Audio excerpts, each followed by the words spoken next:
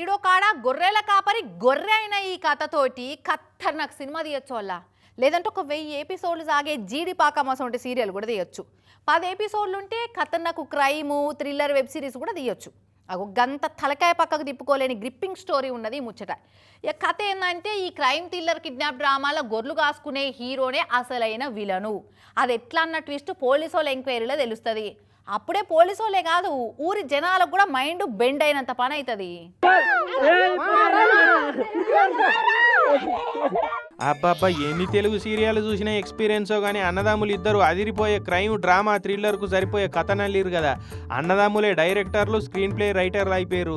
తమ్ముడు కావాలని అన్నతోటి కాలు చేతులు కట్టేపించుకున్నాడు ఇక మా తమ్ముడిని ఎవరో కిడ్నాప్ చేసిరు మీరే దొరకబట్టాలి సారు అని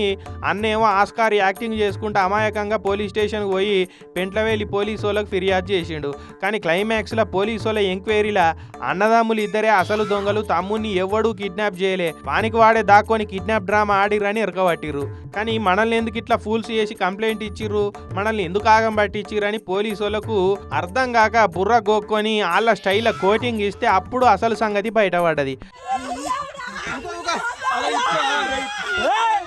నాగర్ కర్నూలు జిల్లా పెంట్లవేలి మండలం సింగవరం కాడుండే గొర్రెల కాపరి కర్ణిక మల్లయ్య అనేటైనను ఎవరో కిడ్నాప్ చేసిరని 3 వద్దుల కింద మల్లయ్య వాళ్ళ అన్న పోయి పోలీస్ స్టేషన్లో ఫిర్యాదు ఇచ్చిండు అగో గొర్రెల కాపరిని కిడ్నాప్ చేసిన దగ్గర ఎవరికి ఉంటుంది మీకు ఏమైనా పాలిపాగలు ఉన్నాయా భూమి పంచాయతీలు ఉన్నాయా ఎవరితోటైనా పడతలేదా అని పోలీసు వాళ్ళు విచారణ సురు చేసిరట అనుకున్న ప్లాన్ ప్రకారంగా మాకు బన్నెల రాముడు అనేటైన తోటి లొల్లి పంచాయతీ ఉన్నది సార్ ఆయన ఊకూకే మమ్మల్ని దొరికించుకొని కొడుతున్నాడు సార్ ఇంటి మీదకి వచ్చి లొల్లి చేస్తున్నాడు సార్ ఆయనే కిడ్నాప్ చేసి ఉంటాడని మాకు అనుమానం ఉన్నదని పోలీసు వాళ్ళు పోయి ఆ రూట్లో ఎంక్వైరీ చేసి సిక్కుముళ్ళు ఇప్పే ప్రయత్నం చేసుకుంటూ వచ్చారు అయితే పోలీసు వాళ్ళ ఎంక్వైరీలో అసలు బన్నెల రాముడు అనేటైనా ఎవరిని కిడ్నాప్ చేయలేదు వీళ్ళే డ్రామాలు ఆడుతున్నారన్న ముచ్చట అర్థమైపోయింది అన్నను దొరికించుకొని అరుచుకుంటే జరిగింది అంతా చెప్పుకొచ్చిండు ఎట్లయినా ఈ బన్నెల రాముడిని పోలీసు వాళ్ళతో కొట్టియాలి ఆయన మీద కేసు కావాలని అన్నదమ్ములు ప్లాన్ వేసుకున్నారట ఇక తమ్ముడిని అన్ననే కట్టేసి దాచిండనట్టు అటెంక అందరినీ ఇక కిడ్నాప్ అయ్యిండని నమ్మిచ్చిరు పోలీసు వాళ్ళు కోటింగ్ తోటి ఇక గజగజ అనుకుంటా నిజమంతగా ఎక్కిరన్నట్టు నువ్వు దాక్కుని నీ మీద